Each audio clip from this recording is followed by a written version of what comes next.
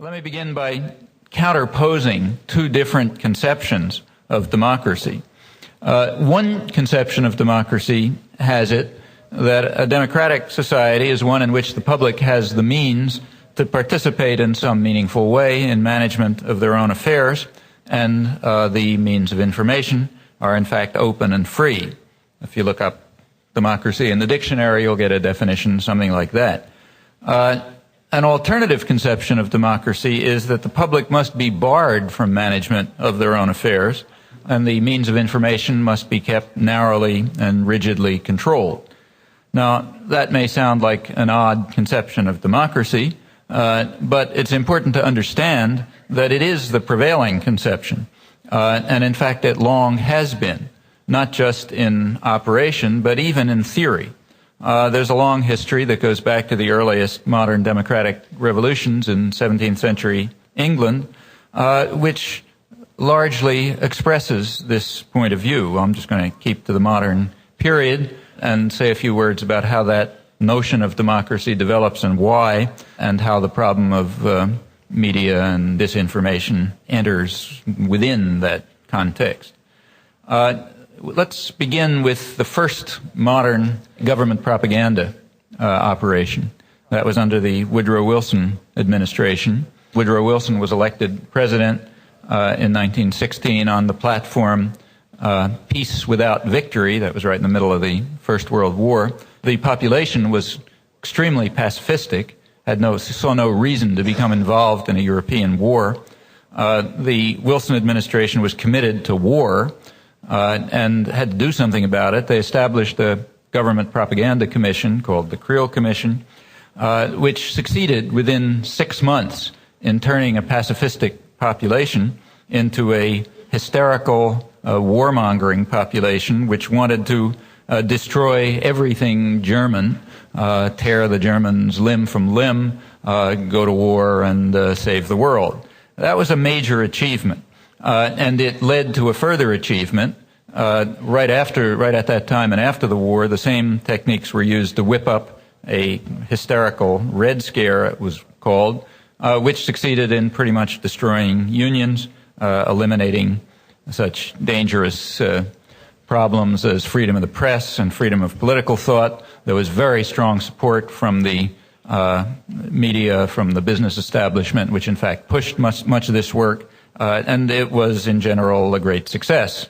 Among those who participated, and participated actively and enthusiastically, were the progressive intellectuals, people of the John Dewey circle, who took great pride in, as you can see from their own writings at the time, as they take pride in having shown that what they called the more intelligent members of the community, namely them, were able to drive a reluctant population into a war which that population didn't want by terrifying them and eliciting jingoist fanaticism and so on. The means that were used were extensive. For example, there was a good deal of fabrication of atrocities by the Huns, Belgian babies with their arms torn off, all sorts of awful things that you still read in history books. They were all invented by the British propaganda ministries, whose own commitment at the time, as they put it in their secret deliberations, was to control the thought of all the world.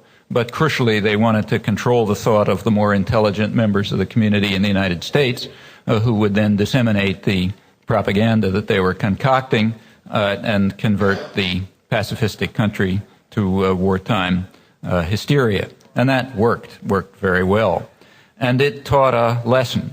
The lesson that it taught was that state propaganda, when supported by the educated classes, and when no deviation is permitted from it, can have a big effect. It was a lesson learned by Hitler, it's learned by many others, and it has been pursued to this day. One of the groups that learned the lesson, naturally, was the business community. There had already been a public relations industry in the United States. The United States pioneered in the public relations industry. Its commitment was to control the public mind, as its leaders put it. They learned a lot from the successes of the Creel Commission and the successes in creating the Red Scare and its aftermath. And in fact, the public relations industry underwent a huge expansion at that time. It did succeed for some time in creating almost total subordination of the public to business rule through the 1920s. This was extreme, so extreme that congressional committees, the La Follette Committee, began to investigate it as we moved into the 1930s, which is where a lot of our information about it comes from. Now, another group that was impressed by these successes was liberal democratic theorists and leading media figures, like, for example, Walter Lippmann, who was the dean of American journalists, major foreign policy and domestic critic, and also a major theorist of liberal democracy. If you take a look at his collected essays, you'll see that they're subtitled something like a theory of progressive theory of liberal democratic thought, or something like that. Lippmann was involved in these propaganda commissions and recognized their achievements. He argued that what was happening was that there was what he called a revolution in the art of democracy. Namely, it was now possible to manufacture consent, that is, to bring about agreement on the part of the public to things that they didn't want by the new techniques of propaganda. And he thought also that this was a good idea, in fact, necessary. It was necessary because, as he put it, the common interests elude public opinion entirely, and they can only be understood and managed by a specialized class of responsible men who are smart enough to figure things out. So a relatively small elite, the most intelligent men of the community that the Deweyites were talking about, they can understand the common interests, what all of us care about, but these things elude the general public. This is a view that goes way back, hundreds of years. It's also a typical Leninist view. In fact, it has very close resemblance to the Leninist conception that a vanguard of revolutionary intellectuals should take state power, using popular revolutions as the force that brings them to state power, and then drive the stupid masses towards a future that they're too dumb and incompetent to envision for themselves. The liberal democratic theory and Marxism-Leninism are very close in their common ideological assumptions. I think that's one reason why people have found it so easy over the years to shift from one position to another without any particular sense of change. It's just a matter of assessing where power is. Maybe there'll be a popular revolution and that'll put us into state power, or maybe there won't be, in which case we'll just work for the people with real power, the business community, but we'll do the same thing. We'll drive the stupid masses towards a world that they're too dumb to understand for themselves.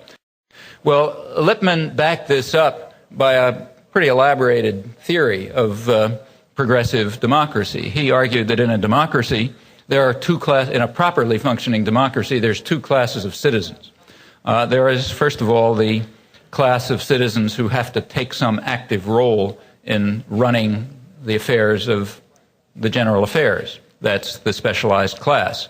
They're the people who analyze, who execute, make decisions, sort of run things in the political system, in the economic system, and in the ideological system.